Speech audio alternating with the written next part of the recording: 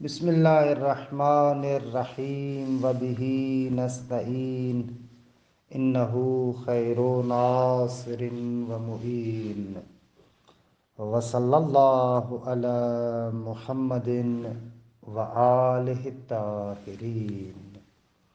الحمدللہ، خداوند منان کے لطف و کرم سے ہماری گفتگو شرح دعائے سحر میں تھی۔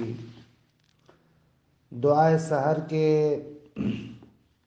فراز اول کی شرح کرتے ہوئے مختلف مطالب کو آپ کی خدمت میں پیش کیا۔ بحث میں اس نقطے تک پہنچے تھے کہ یہ جو دعائے سحر ہے، امام علیہ الصلاۃ والسلام جو اس کو بیان کر رہے ہیں، کس مقام کی خبر دے رہے ہیں؟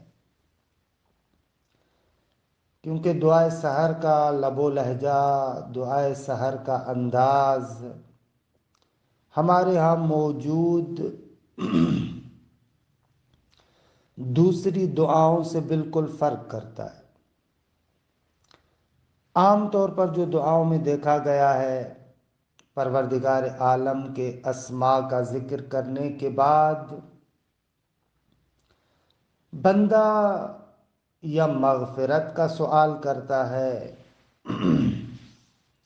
یا پروردگار عالم کی بارگاہ میں اپنے تقاضے پیش کرتا ہے کہ خدایا مجھے یہ چاہیے، خدایا مجھے یہ چاہیے، خدایا مجھے یہ چاہیے۔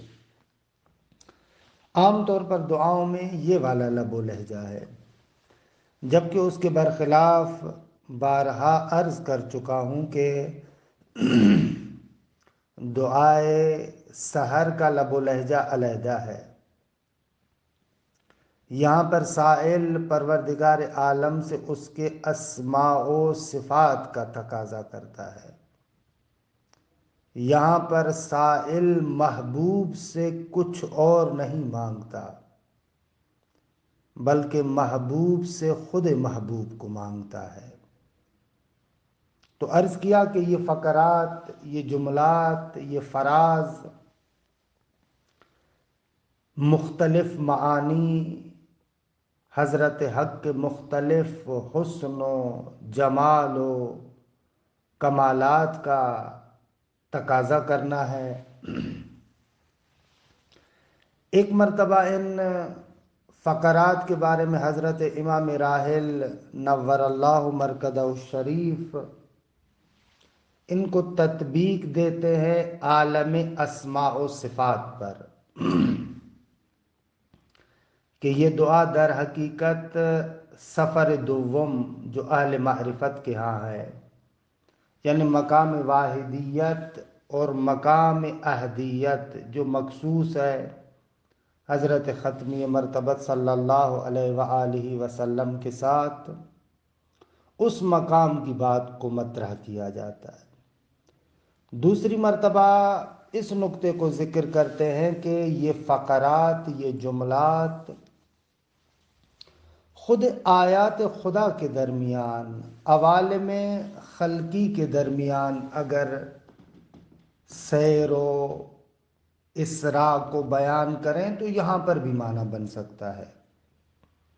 اسی کو ذکر کیا تھا گزشتہ 2 جلسوں میں کہ تقریباً مطالب میں بیان کر چکا تھا۔ تھوڑا سا چاہتا ہوں کہ آج عبارت کا کچھ حصہ پڑھوں اور اس حصے کے ذیل میں کچھ مطالب کو آپ کی خدمت میں عرض کروں۔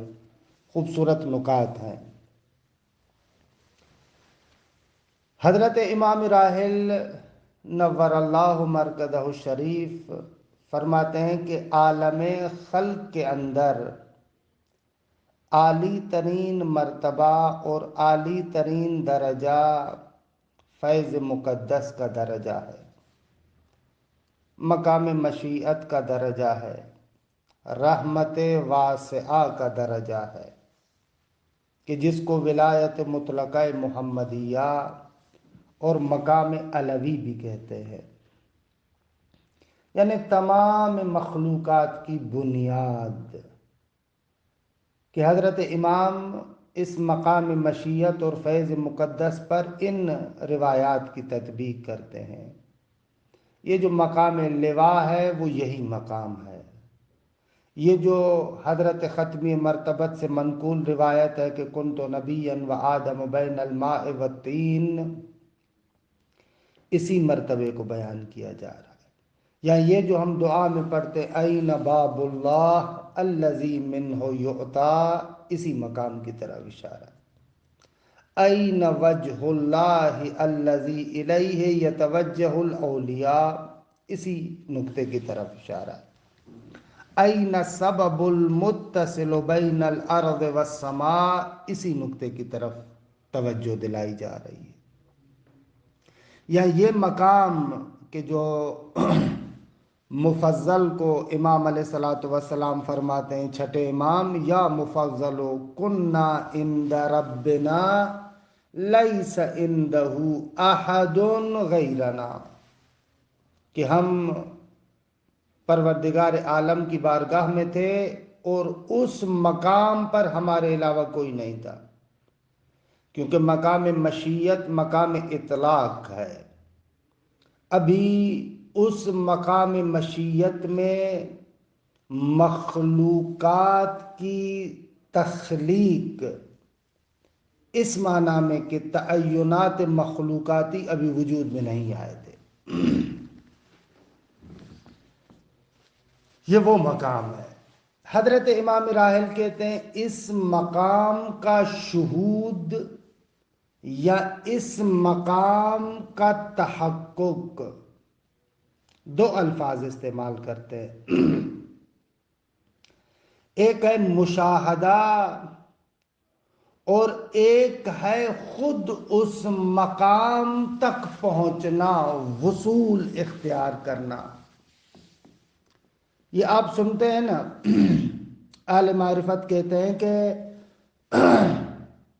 ایک لحاظ سے یقین کی تین قسمیں ہیں، یا علم الیقین ہے، یا عین الیقین ہے، یا حق الیقین ہے، کہ مرحوم خواجہ نصیر الدین طوسی رحمۃ اللہ علیہ بھی ان نکات کو اوصاف الاشراف میں ذکر کرتے ہیں، اور اہل معرفت کی کتابوں میں تو ہے ہی ہے۔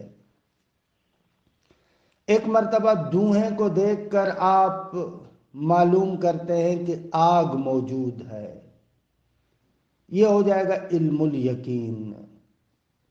دوسری مرتبہ آپ آگ کے سامنے کھڑے ہیں، خود آگ کو دیکھ رہے ہیں۔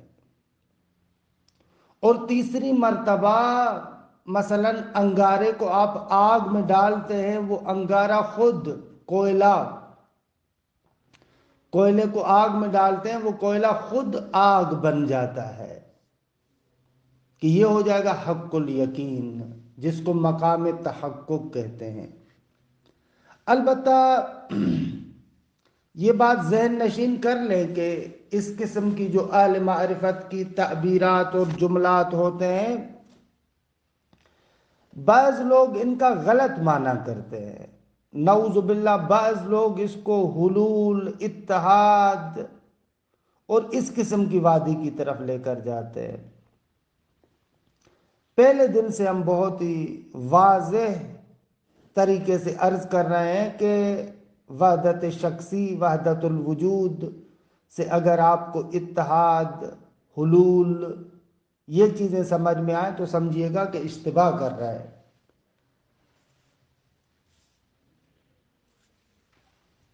قطعاً یہ مراد نہیں ہے۔ فنا سے بھی مراد یہ کبھی بھی نہیں ہے جو بعض نادان حضرات اہل معرفت کی طرف نسبت دیتے ہیں، فنا یعنی نعوذ باللہ خدا بن جانا۔ نہ عزیز من، اس موضوع پر جو سلسلہ دروس عرفان کے عنوان سے 5-6 ہمارے لیکچر موجود ہیں، اس میں ہم نے فنا پر مفصل گفتگو کی ہے۔ اگر کوئی بندہ سننا چاہے تو وہاں پر بھی تقریباً 1 گھنٹہ ہے، یا 1 گھنٹے سے بھی تھوڑا سا زیادہ ہے، کہ اس کے اندر ہم نے فنا کی مکمل وضاحت کی ہے، کہ وہاں پر عرض کیا ہے کہ فنا کا معنی یہ نہیں ہے کہ نعوذ باللہ بندے کا خدا بن جانا، نہ، اسماء حق کے ساتھ اتحاد پیدا کرتا ہے، اسماء الہی تک وصول پیدا کرتا ہے، نہ کہ ذات تک تو کوئی بھی نہیں پہنچ سکتا۔ تو یہ بھی جو فنا اور تحقق کی بات کی جا رہی ہے، یہ تحقق، وصول، وصال اسماء کے ساتھ ہے، اسماء حق کے ساتھ ہے۔ خوب، ابھی تو ہم مقام خلق میں ہے نا، یعنی مشاہدہ بھی مقام مشیت کا، تحقق اور اتحاد اور وصول بھی مقام مشیت کے ساتھ، اس کے ساتھ ابھی گفتگو ہماری چل رہی ہے۔ حضرت امام فرماتے ہیں فَالشُّهُودُ هَذَا الْمَقَامِ اَوِ التَّحَقُّقِ بِهِ، یا اَوِ التَّحَقُّقُ بِهِ، شہود پر عطف کریں، اس مقام کا مشاہدہ یا اس مقام پر وصول پا لینا، اس مقام تک پہنچ جانا، لا یتیسر الا بعد التدرج فی مراکز التعینات، کسی بندے کے لیے میسر نہیں ہے مگر یہ کہ ان عوالم اور ان مراتب اور منازل جو مختلف تعینات کی صورت میں ہیں ان کو طے کرے۔ مثلا عالم مادہ ہے، عالم ناسوت ہے، اس کو طے کرے، عالم مثال اور ملکوت ہے، اس کو طے کرے، عالم عقل اور عالم جبروت ہے، اس کو طے کرے، تب جا کر مقام مشیت اور فیض مقدس تک انسان پہنچتا ہے۔ فَقَبْلَ الْوُصُولِ إِلَى هَذَا الْمَقَامِ يَرَى السَّالِكُ بَعْضَ الْأَسْمَاءِ الْإِلَٰهِيَّةِ أَبْهَىٰ مِنْ بَعْضٍ۔ اب تقریباً وہ جو دعا کے اندر لب و لہجہ ہے نا، اس لب و لہجے کو بھی ان سیر و سلوک کے مقامات پر جو آیات الہی کے اندر ہے حضرت امام تطبیق کرتے ہیں۔ ایک بندہ مقام فیض مقدس اور مشیت مطلقہ پر پہنچنے سے پہلے جب ان مختلف آیات اور مختلف عوالم کو دیکھتا ہے تو اسے پتہ چلتا ہے کہ بعض عوالم محدود ہیں، بعض عوالم اس سے وسیع ہے، بعض عوالم اس سے وسیع ہے، یعنی آیات الہی کے اندر بھی یہ بندہ دیکھتا ہے کہ بعض آیات چھوٹی ہیں، بعض بڑی ہیں، بعض اس سے بڑی ہے، اس طریقے سے۔ تو جب تک اس مقام مشیت تک نہیں پہنچتا تو یَرَى السَّالِکُ بَعْضَ الْأَسْمَاءِ الْإِلَٰهِيَّةِ أَبْهَىٰ مِنْ بَعْضٍ۔ اب واضح سی بات ہے کہ یہاں پر جو لفظ اسماء الہیہ حضرت امام ذکر کر رہے ہیں، یہاں پر مراد اسماء الہیہ سے مظاہر ہیں، کیونکہ عالم خلق کی بات کر رہے ہیں نا، عالم آیات کی بات کر رہے ہیں۔ تو آیات کے اندر، مخلوقات کے اندر جتنی بھی مخلوقات ہیں، اگر ان پر ہم لفظ اسم کا اطلاق کر رہے ہیں، یعنی مقصود یہ ہے کہ اسم کونی، اسم کونی یعنی وہی اسماء الہی کا مظہر۔ تو یہ نقطہ ذہن میں رکھیے گا، یَرَى السَّالِکُ بَعْضَ الْأَسْمَاءِ الْإِلَٰهِيَّةِ أَبْهَىٰ مِنْ بَعْضٍ۔ تو جب تک اس مقام فیض مقدس تک نہیں پہنچتا تو سالک بعض اسماء الہی کو بعض اسماء الہی سے زیبا تر دیکھتا ہے، یعنی مظاہر یعنی آیات۔ مثلا کالعقول المجردہ والملائکۃ المحیمہ، جس طریقے سے عقول مجردہ، یہ فلسفے کی اصطلاح ہے۔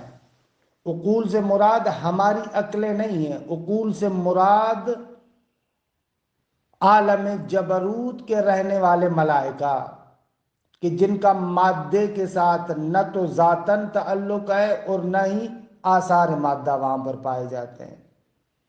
فلسفی حضرات ایک لحاظ سے عوالم کو 3 حصوں میں تقسیم کرتے ہیں نا، ایک عالم مادہ، دوسرا اس کے اوپر عالم جس کو عالم مثال کہتے ہیں، جہاں پر مادہ نہیں ہے لیکن مادے کے آثار ہوتے ہیں، رنگ و صورت و یہ مختلف قسم کے آثار ہوتے ہیں، اور تیسرا عالم وہ ہے کہ جہاں پر نہ تو مادہ ہے اور نہ ہی مادے کے آثار پائے جاتے ہیں۔ فلسفی اصطلاح میں اس عالم کو کہتے ہیں عالم عقل یا عالم مجردات محضہ، اس طریقے سے تعبیر کرتے ہیں۔ تو اب اس عالم خلق کے اندر عالی ترین اور نورانی ترین عالم یہ عقول مجردہ یعنی عالم جبروت ہے، یعنی یہ ملائکہ محیمہ کہ ان کی وضاحت پہلے بھی کر چکا ہوں کہ اصلاً غیر کی طرف جن کی نگاہ نہیں ہے، جب یہ سالک ابھی ان عوالم کے اندر سیر کر رہا ہے، آیات خدا کے اندر سیر کر رہا ہے، تو آیات میں تو چھوٹی بڑی آیات ہوتی ہیں، بعض زیادہ نورانی ہے، بعض کم نورانی ہے۔ اب جب ان آیات کے اندر تفاوت کو دیکھتا ہے تو پھر فَيَسْأَلُوا بِأَبْهَا وَأَجْمَلَ وَأَكْمَلَ، تو سائل ان آیات کا تقاضا کرتا ہے جو سب سے زیادہ زیبا ہے، جو سب سے زیادہ جمیل ہے، جو سب سے زیادہ کامل ہے۔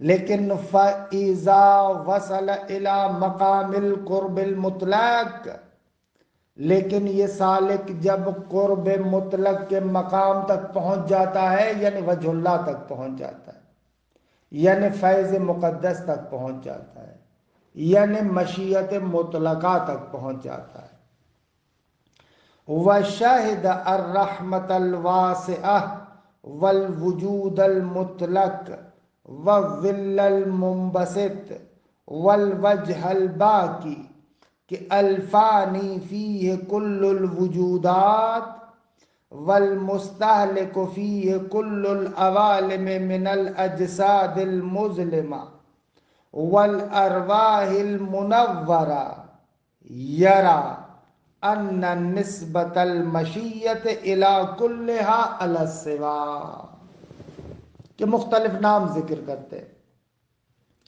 جب یہ سالک مقام قرب مطلق تک پہنچتا ہے، جب یہ رحمت واسعہ کا مشاہدہ کرتا ہے، وجود مطلق کو دیکھتا ہے، ظل منبسط کو دیکھتا ہے، ظل منبسط یعنی کھینچا ہوا سایہ، وجہ باقی کو دیکھتا ہے، وہ وجہ ہے جو باقی رہنے والا ہے اور سب نے فانی ہو جانا ہے، وہ وجہ کہ جس کے اندر تمام موجودات فانی ہوتے ہیں، وہ وجہ کہ جس کے اندر تمام عوالم مستہلک ہے، چاہے وہ عوالم اجساد ظلمانی یہ عالم مادہ ہو یا ارواح منورہ ہو، نورانی ارواح ہو، سب کے سب اس وجود مطلق کے اندر مستہلک ہے، سب کے سب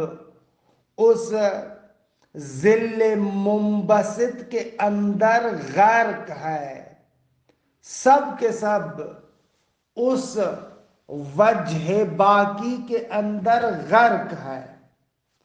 جب ایسے دیکھتا ہے تو وہاں پر اس کو پتا چلتا ہے کہ اس مشیت مطلقہ کی نسبت تمام موجودات کی نسبت سے بالسویہ اور برابر ہے، یعنی جیسے پہلے بھی عرض کیا تھا نا، یعنی ایک لحاظ سے آپ کہہ سکتے ہیں کہ اس پورے عالم مادہ کے اندر مادہ اور انرجی ہے، اگر ان تمام موجودات مادی کو جو مختلف تشکلات مختلف صورتوں کے اندر ہے، خود انرجی کی نسبت سے دیکھیں، خود مادے کی نسبت سے دیکھیں، تو آپ کہہ سکتے ہیں کہ یہ انرجی اور مادہ تمام موجودات کے اندر سریان رکھتا ہے۔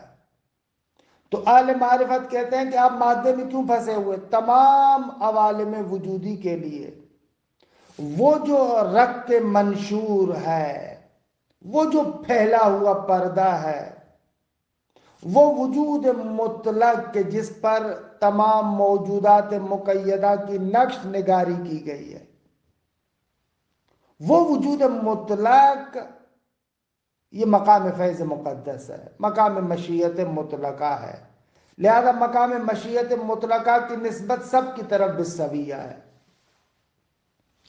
فَهِيَ مَعَ كُلِّ شَيْءٍ، کہ ان آیات کی بھی دیکھیں حضرت امام کتنی خوبصورت تفسیر کرتے ہیں۔ یہ وجہ الہی، یہ مقام مشیت ہر ایک کے ساتھ ہے۔ اب دیکھیں ان آیات کی جو تفسیر کرتے ہیں حضرت امام اس طریقے سے کرتے ہیں، اینما تولوا فثم وجہ اللہ، بھائی جس طرف آپ رخ کریں اس طرف وجہ الہی ہے۔ کیا معنی ہے اس کا؟ اگر آپ کہیں کہ یہ جو آپ باتیں بتا رہے ہیں یہ سارے فرضیے ہیں، اگر آپ ان کو تسلیم نہ کریں تو ہم آپ سے پلٹ کر سوال کرتے ہیں کہ عزیز من پھر ان آیات کا کیا معنی ہے؟ اینما تولوا فثم وجہ اللہ، جس طرف رخ کرو اس طرف وجہ اللہ ہے۔ کیا معنی ہے اس کا؟ حضرت امام کہتے ہیں اگر ہم سے پوچھیں تو ہم اس آیت کی تفسیر ایسے بیان کریں گے، وجہ اللہ یعنی وہی وجود منبسط، وجہ اللہ یعنی وہی مشیت حق، وَهُوَ مَعَكُمْ، یہاں پر ہوا یعنی حضرت حق پروردگار عالم اس وجود منبسط کے اعتبار سے ہر ایک کے ساتھ ہے۔ وَنَحْنُ أَقْرَبُ إِلَيْهِ مِنْكُمْ، وہ جو مرنے والا بندہ ہے تم اس کے ارد گرد کھڑے ہو لیکن تم لوگوں سے زیادہ اس کے قریب ہم ہیں، کہ یہاں پر حضرت حق مقام مشیت کے اعتبار سے فرما رہے ہیں۔ وَنَحْنُ أَقْرَبُ إِلَيْهِ مِنْ حَبْلِ الْوَرِيدِ، دیکھیں ان آیات کی بھی کتنی خوبصورت تفسیر حضرت امام فرما رہے ہیں۔ امام فرما رہے ہیں یہ جو تمام اشیاء کے ساتھ قربت وریدی رکھتا ہے اور جو تمام اشیاء کے ساتھ معیت قیومی رکھتا ہے جو قرآن سے ثابت ہے، یہ اس مقام مشیت کے لحاظ سے ہے، اس فیض مقدس کے لحاظ سے ہے، کہ ایک لحاظ سے فعل حق ہے لیکن فعل آیت ہے، خود حق سے حکایت کر رہا ہے۔ بہت ہی خوبصورت تعبیر ہے نا آیت کی، فَأَيْنَمَا تُوَلُّوا فَثَمَّ وَجْهُ اللَّهِ فَإِنْ ذَلِكَ يَنْفِي الْأَفْضَلِيَّةِ، جب اس مقام مشیت مطلقہ تک پہنچتا ہے تو افضلیت کی نفی کرتا ہے اور کہتا ہے وَكُلُّ بَهَائِكَ بَهِيٌّ، تمہاری ہر زیبائی زیبا ہے، وَكُلُّ جَمَالِكَ جَمِيلٌ، تمہارا ہر حسن حسین ہے، وَمَا ذَكَرْنَا مُشْتَرَكٌ بَيْنَ جَمِيعِ الْفَقَرَاتِ۔ حضرت امام کہتے ہیں یہ جو ہم نے تفسیر بیان کی ہے یہ دعائے سحر کے تمام فقرات میں آئے گی۔ ایسے سمجھیں کہ یہ جو ہم نے آپ کو اتنا روکا ہے در حقیقت ایک کلی تفسیر کر رہے تھے دعائے سحر کی، تمام فقرات کی یہ اسی طریقے سے تفسیر ہوگی۔ وَإِنْ كَانَ بَعْضُهَا بِالْمَقَامِ الْأَوَّلِ أَنْسَبْ وَبَعْضُهَا بِالثَّانِي أَلْيَقْ، کیونکہ دو مقامات پر تفسیر کی نا، ایک مرتبہ مقام اسماء و صفات میں ہم نے کہا اسماء و صفات کے اندر جو تفاضل وجوہ ہے مقام واحدیت میں، وہاں پر پھر من بہائک بابہاء کمالات کے اندر تفاضل نظر آ رہا تھا، اور ایک مقام احدیت ہے کہ جہاں پر ذات کا غلبہ ہے، یہ مقام اسماء سقع ربوبی کے اندر تفسیر دی۔ دوسری تفسیر مقام فعل کے اندر عوالم کے اندر سیر، کہ جب مختلف آیات کو دیکھتا ہے تو اس آیات چھوٹی بڑی نظر آتی ہے، لیکن جیسے ہی مقام مشیت مطلقہ تک پہنچ جاتا ہے تو مقام مشیت مطلقہ میں تمام آیات غرق ہو جاتی ہے۔ یہ فرماتے ہیں کہ بعض فقرات کو پہلے مقام سے اسماء و صفات سے اگر جوڑا جائے تو زیادہ مناسب تر ہے، اور بعض فقرات کو اگر دوسرے مقام کے ساتھ جوڑا جائے تو زیادہ مناسب تر ہے۔ یہ تو ہو گئی عمومی تفسیر۔ ابھی تک ہم دیکھیں یہ جتنی بھی تفسیر بیان کر رہے تھے در حقیقت پوری دعائے سحر کی تفسیر تھی، کہ اس میں اس طریقے کے مختلف جملات جو آپ کو ملتے ہیں ان میں ایسے اپ ڈاؤن، فراز یعنی نشیب فراز، اس طریقے سے جو نظر آ رہا تھا، یہ جو فراز و نشیب ہمیں نظر آ رہے تھے ان کا سبب یہ تھا، یہ جو ابھی تک کے مباحث تھے۔ اما یہ جو ہمارا خود اپنا فقرہ ہے جو فراز ہے، جس کے بارے میں ہماری گفتگو ہو رہی تھی، اس فراز کے کچھ خصوصی نکات کو بھی آپ کی خدمت میں عرض کریں کہ اللہم انی اسألوک من بہائک بابہاؤ، یہ بہا کیا ہے؟ فرماتے ہیں وَأَمَّا مَخْتَصَّ بِهِ هَذِهِ الْفَقَرَةُ، لیکن وہ نکات اور وہ مطالب کے جو مخصوص ہیں اس فراز کے ساتھ، تو اس کے بارے میں ذرا یوں عرض کریں گے، دیکھیے گا خوبصورت ہے۔ حضرت امام راحل فرماتے ہیں کہ فَالْبَهَاءُ هُوَ الْحُسْنُ، بہا حسن کو کہتے ہیں، وَالْحُسْنُ هُوَ الْوُجُودُ، اور حسن وجود محض ہے۔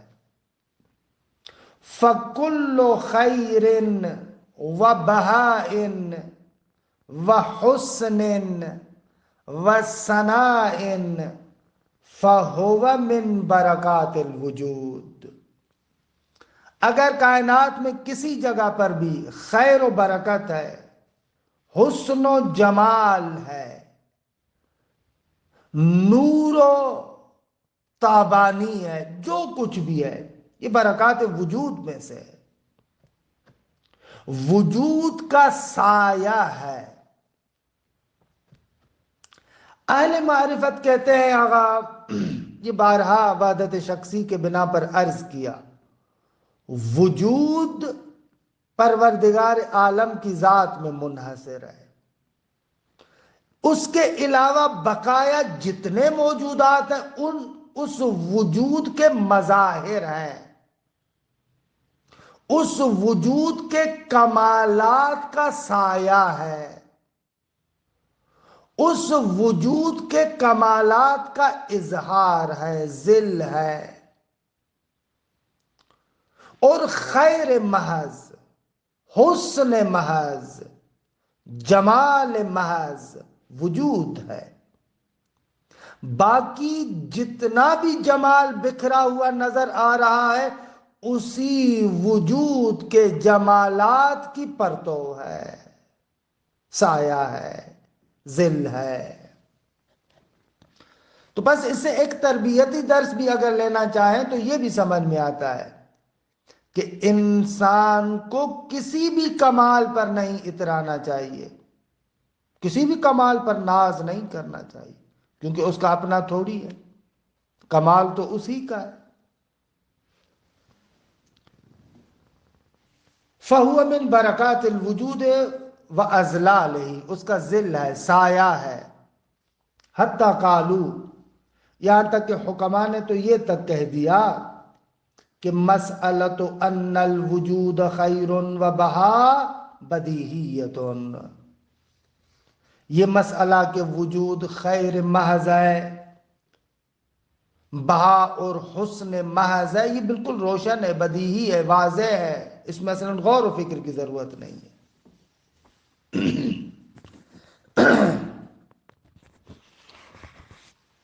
حضرت امام فرماتے پس فالوجود کلہ حسن، وجود سراپا حسن ہے، وبہاء ونور وضیاء، وجود بہا ہے، نور ہے، روشنائی ہے۔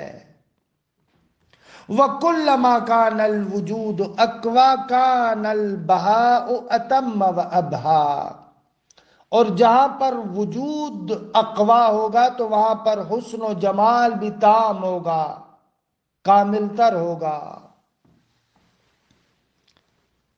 فَالْحَيُولَى لِخِسَّةِ وُجُودِهَا وَالنُّقْصَانِ فِعْلِيَّتِهَا دَارُ الْوَحْشَةِ وَالظُّلْمَةِ۔ اب یہاں سے حضرت امام وجود کے بارے میں تقریباً ملا صدرہ کے نظریے کی طرف آ رہے ہیں، یعنی اہل معرفت کے وحدت شخصی والے نظریے سے تھوڑا سا پیچھے آتے ہیں۔ اصل اسی اہل معرفت والے نظریے کو مانتے ہیں، لیکن اس تک پہنچنے کے لیے ایک سیڑھی ملا صدرہ کا جو تشکیک خاصی کا نظریہ ہے، یہاں پر بہرحال تفصیل تو عرض نہیں کرتا، وہ فلسفے کے دروس میں تفصیلات عرض کر چکے ہیں کہ بہت زیادہ اس کے لیے مقدمات چاہیے، کہ ملا صدرہ تشکیک خاصی کے قائل ہے، وجود سریانی کے قائل ہے۔ وہ قائل ہے کہ وجود واحد مراتب مختلفہ رکھتا ہے، وہ تمام مراتب کو وجود سے تعبیر کرتے ہیں، لیکن کہتے ہیں کہ وجود کے مرتبے مختلف ہیں۔ جس طریقے سے نور شدید ترین نور سے لے کر ضعیف ترین نور تک، نور نور ہے لیکن اس کے مراتب مختلف ہیں۔ ایک سورج کا نور ہے، ایک چاند کا نور ہے، ایک ستاروں کا نور ہے، ایک آپ کے کمرے میں لگی ہوئی لائٹ کا نور ہے۔ نور تو نور ہے لیکن مراتب مختلف ہیں۔ یہ ملا صدرہ کے تشکیک خاصی والا نظریہ ہے۔ وہ کہتے ہیں کہ حضرت حق خدا شدید ترین وجود ہے، بقایا جتنے بھی عالم کے اندر موجودات ہیں وہ بھی وجود ہے، لیکن وجودات ضعیفہ ہے، اسی کے ساتھ قائم ہے۔ تو ملا صدرہ کہ اس تشکیک خاصی کے نظریے کے اعتبار سے تھوڑا سا مرحوم امام عبارات کو لاتے ہیں، پھر آہستہ آہستہ اس اوج پر اہل معرفت کی عبارات کی طرف لے کر جائیں گے۔ حکمت اور فلسفے کے عنوان سے ضعیف ترین وجود حیولہ ہے، مادہ اولا ہے۔ فلسفے میں حیولہ اور مادہ اولا یعنی استعداد محض، محض قابلیت، اس کو کہتے ہیں حیولہ۔ اردو میں حیولہ کوئی اور چیز ہوگی، فلسفے کے اندر حیولہ یعنی استعداد، یعنی قوت، قوت یعنی استعداد کے معنی میں۔ مثلا آپ ایک بیج اٹھاتے ہیں، اس بیج کے اندر استعداد ہے شکوفہ بننے کی، یہ جو شکوفہ بننے کی استعداد ہے اس کو حیولہ اور مادہ اولا سے تعبیر کرتے ہیں۔ درست ہے؟ تو اہل حکمت کے ہاں ضعیف ترین وجود وجود حیولہ ہے۔ حضرت امام فرماتے ہیں فَالْحَيُولَى لِخِسَّةِ وُجُودِهَا وَالنُّقْصَانِ فِعْلِيَّتِهَا دَارُ الْوَحْشَةِ وَالظُّلْمَةِ۔ کہ دیکھیے یہاں پر روکتا ہوں کیونکہ اہل معرفت کے ہاں یہ جو دنیا عالم مادہ ہے اس کی حقیقت حضرت امام ان 3-4 سطروں میں بیان کرتے ہیں کہ بہت ہی لطیف ہے، خوبصورت ہے۔ مجھے اجازت دیں کہ اس کے لیے جلسے آئندہ جو ہمارا درس ہوگا اس درس میں اس نقطے کو ذکر کروں کہ دیکھیں اہل معرفت دنیا کی کیسے تصویر کرتے ہیں، خوبصورت جملات ہیں۔ آخر میں پھر بھی میں یہ کہوں گا کہ جو دوستان اس انتظار میں ہیں کہ جلدی میں ہم اس کتاب کو ختم کر لیں تو میں ان سے عرض کروں گا کہ عزیز من، اصلاً اس طرف آپ کا ذہن نہیں جانا چاہیے، ہم کتاب ختم کرنے کے در پہ نہیں ہیں، ہم اس بات کے پیچھے ہیں کہ وہ حضرت امام جو مختلف حقائق کو ہمارے سامنے روشن اور برملا کرتے ہیں ان حقائق کی اپنی توان کے اعتبار سے وضاحت کریں۔ تو یہ مد نظر رکھیے گا۔ وصلی اللہ علی محمد و آلہ الطاہرین۔